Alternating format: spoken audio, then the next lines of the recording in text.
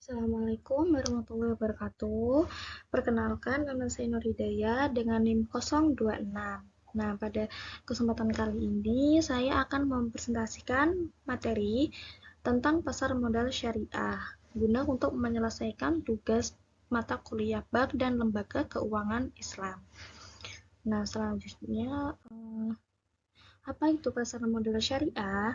Nah, pasar modal syariah itu dapat diartikan sebagai kegiatan dalam pasar modal sebagaimana yang diatur dalam UU PM yang tidak bertentangan dengan prinsip syariah. Nah, oleh karena itu, pasar modal syariah bukanlah suatu sistem yang terpisah dari sistem pasar modal secara keseluruhan. Kalau secara umum, kegiatan pasar modal syariah tidak memiliki perbedaan dengan pasar modal konvensional. Namun, terdapat beberapa karakteristik khusus pasar modal syariah, yaitu bahwasannya produk dan mekanisme transaksinya itu tidak bertentangan dengan prinsip-prinsip syariah. Kemudian, selanjutnya ada pengenalan produk syariah di pasar modal. Nah, untuk produk syariah di pasar modal itu antara lain berupa surat berharga atau efek. Kalau berdasarkan Undang-Undang Nomor 8 Tahun 1995 tentang pasar modal atau UU PM, efek itu adalah surat berharga, yaitu surat pengakuan utang, surat berharga komersial, saham, obligasi, tanda bukti utang, unit penyertaan kontrak investasi kolektif, kontrak berjangka atas efek, dan setiap derivatif dari efek. Kemudian, sejalan dengan definisi tersebut, maka produk-produk syariah tersebut yang berupa efek itu harus tidak bertentangan dengan prinsip syariah. Oleh karena itu, efek tersebut dikatakan sebagai efek syariah. Dalam peraturan Bapepam dan LK nomor 9A13 tentang penerbitan efek syariah disebutkan bahwa efek syariah adalah efek sebagaimana dimaksud dalam UU PM dan peraturan pelaksanaannya yang akad cara dan kegiatan usaha yang menjadi landasan pelaksanaannya tidak bertentangan dengan prinsip-prinsip syariah di pasar modal. Kemudian selanjutnya ada macam-macam produk pasar modal syariah. Yang pertama ada saham syariah. Nah, siapa sih yang gak kenal sama saham syariah? Saham syariah itu merupakan surat berharga bukti penyertaan modal kepada perusahaan dan dengan bukti penyertaan tersebut, pemegang saham berhak untuk mendapatkan bagian hasil dari usaha perusahaan tersebut. Konsep penyertaan modal dengan hak bagian hasil usaha ini merupakan konsep yang tidak bertentangan dengan prinsip syariah. Prinsip syariah mengenal konsep ini sebagai kegiatan musyarakah atau syirkah. Nah, berdasarkan analogi tersebut, maka konsep saham merupakan efek yang tidak bertentangan dengan prinsip syariah. Namun demikian, tidak semua saham yang diterbitkan oleh emiten dan perusahaan publik dapat disebut sebagai saham syariah. Suatu saham itu dapat dikategorikan sebagai saham syariah jika saham tersebut diterbitkan oleh satu emiten atau perusahaan publik. Kemudian yang kedua, emiten dan perusahaan publik yang tidak menyatakan dalam anggaran dasarnya bahwa kegiatan usaha emiten dan perusahaan publik itu tidak bertentangan dengan prinsip-prinsip syariah, tetapi memenuhi kriteria sebagai kegiatan usaha yang tidak bertentangan dengan prinsip syariah, kayak misal melakukan kegiatan usaha dalam bentuk perjudian, kemudian perdagangan yang tidak disertai penyerahan barang, kemudian bank yang berbasis bunga, dan lain-lain. Kemudian ada rasio total hutang berbasis bunga dibandingkan dengan total ekuitas tidak lebih dari 82%. Dan rasio total pendapatan bunga dan total pendapatan tidak halal lainnya dibandingkan total pendapatan lainnya tidak lebih dari 10%. Selanjutnya ada sukuk. Sukuk itu merupakan istilah baru yang dikenal sebagai pengganti dari istilah obligasi syariah atau Islamic bonds. Nah, sukuk itu secara terminologi merupakan bentuk jamak dari kata sak. Artinya bukti kepemilikan. Sementara itu, peraturan BPOM dan LK nomor 9 A13 memberikan definisi sukuk sebagai berikut. Efek syariah berupa sertifikat atau bukti kepemilikan yang bernilai sama dan tidak mewakili bagian yang tidak tertentu atau tidak terpisahkan dan tidak terbagi. Merupakan aset berwujud tertentu atau yang disebut dengan ayan majudat. Yang kedua, nilai manfaatnya atau yang disebut dengan manafiul ayan.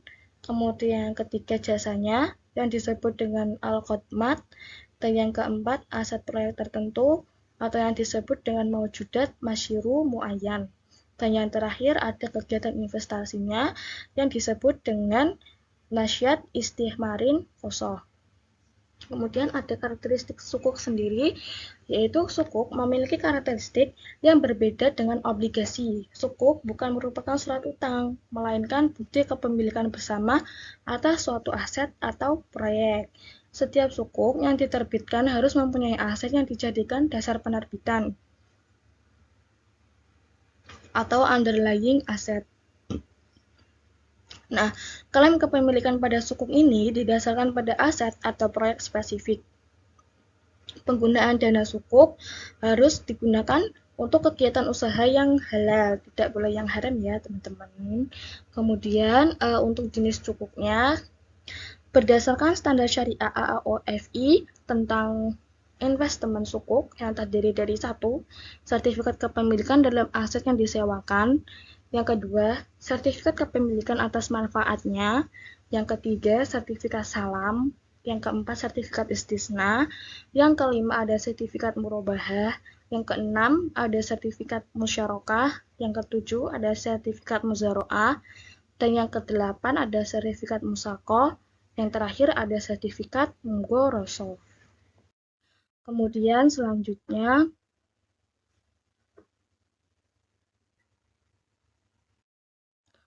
selanjutnya ada prinsip-prinsip syariah.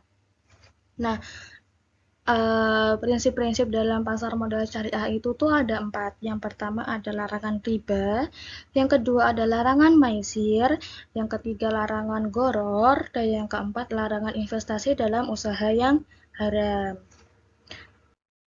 Kemudian untuk potensi pasar modal syariah di sini, pasar modal syariah itu memiliki potensi yang besar dalam kontribusi pada pembangunan ekonomi yang sesuai dengan prinsip-prinsip Islam.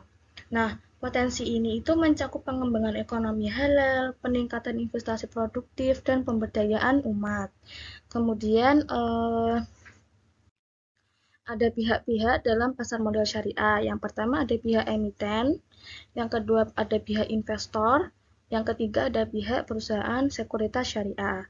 Nah, untuk emiten sendiri itu adalah perusahaan atau entitas yang menerbitkan instrumen investasi syariah seperti tadi saham syariah atau sukuk. Nah, emiten ini harus memastikan bahwa bisnis mereka itu beroperasi sesuai dengan prinsip-prinsip syariah sebelum menerbitkan instrumen keuangan. Kemudian ada investor. Investor itu tuh individu atau entitas yang berinvestasi dalam instrumen investasi syariah. Mereka itu mencari peluang investasi yang sesuai dengan prinsip-prinsip syariah. Kemudian yang ketiga ada perusahaan sekuritas syariah. Nah, perusahaan sekuritas syariah adalah perantara dalam pasar modal syariah. Mereka itu membantu si emiten dan si investor itu dalam melakukan transaksi keuangan yang sesuai dengan prinsip syariah. Begitu ya teman-teman. Selanjutnya untuk produknya ada tadi saham syariah, reksadana syariah, terus kemudian ada exchange trade fund atau ETF syariah, kemudian ada efek beragun aset atau EBA syariah, dan dana inset real estate syariah. Nah, untuk kesimpulannya, pasar modal syariah adalah komponen penting dalam ekonomi Indonesia yang mengikuti prinsip-prinsip syariah dengan menghindari riba, maisir, gharar, dan investasi dalam usaha yang haram. Pasar modal syariah ini mendukung pengembangan ekonomi halal, peningkatan investasi produktif, dan pemberdayaan umat. Nah, sekian presentasi dari saya ya teman-teman. Apabila ada kelebihan atau kekurangan kata, mohon dimaafkan. Wabillahi taufiq walhidayah. Wassalamualaikum warahmatullahi wabarakatuh. See you next time.